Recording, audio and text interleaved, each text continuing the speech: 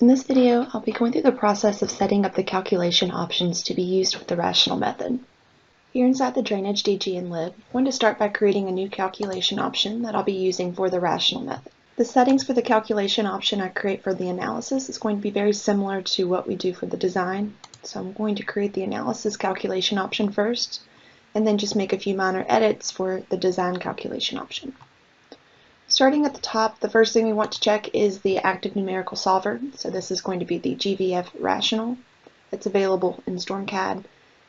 For the calculation type, we'll set that to an analysis mode. The minimum time of concentration is going to be used as the minimum time of concentration value for each catchment.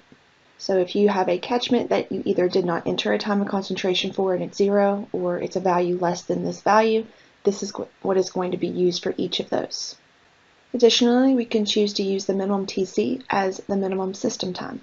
And if we set that to true, then the pipe is going to assume system travel time is at least what we have set for the minimum time of concentration. Moving into the gravity hydraulics section, the first two settings here are going to affect how many iterations are going to be done when we hit compute. Looking at the maximum network traversals, the default value here is set to 5. And this will be the maximum number of iterations that will be performed to achieve the closest approximation of the desired network results. So if you are running a network and having trouble getting convergence, then you can increase this number, and that will increase the number of iterations that will be performed. Additionally, we have the flow convergence test. So right now that's set to 0.001, which is going to be the maximum relative change in discharge occurring at the system outlet between two successive network solutions. So in those instances where you are not able to get convergence, you may consider increasing this value to something larger. Next, I'll set the flow profile method. We have two options: backwater analysis or capacity analysis. Backwater analysis is used most of the time when computing a system because it uses the gradual varied flow algorithms, which are more rigorous and generate solutions that more closely reflect reality. So this analysis is going to start at the outfall and then solve the network equation upstream. The depth of flow can vary over the course of the length of the pipe based on the flow regime, and then hydraulic jumps can also occur. If you set it to capacity analysis, the program will assume the pipes are flowing steady, uniform flow. Still going to be using the backwater approach, with the profile type for a pipe being primarily dependent on the pipe's full flow capacity and downstream hydraulic grade. It's a more simplified approach though, and is only advantageous over the gradually varied flow analysis in terms of processing time or compatibility with other software.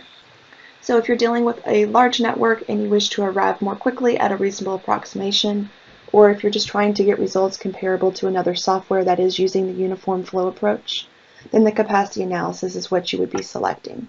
Otherwise, you're going to be using the backwater analysis. The number of flow profile steps is the number of segments that the pipe is going to be divided into prior to calculation of the hydraulic grade. I'll leave this set to the default value of 5, and then of course if you increase this value, you're going to increase the accuracy, however also increasing the processing time. Next we have the hydraulic grade convergence test. I'll also leave that at the default value of 0.001. This is going to be the maximum absolute change between two successive solves of hydraulic grade at any junction or inlet inside the system. Next, I'll choose an average velocity method.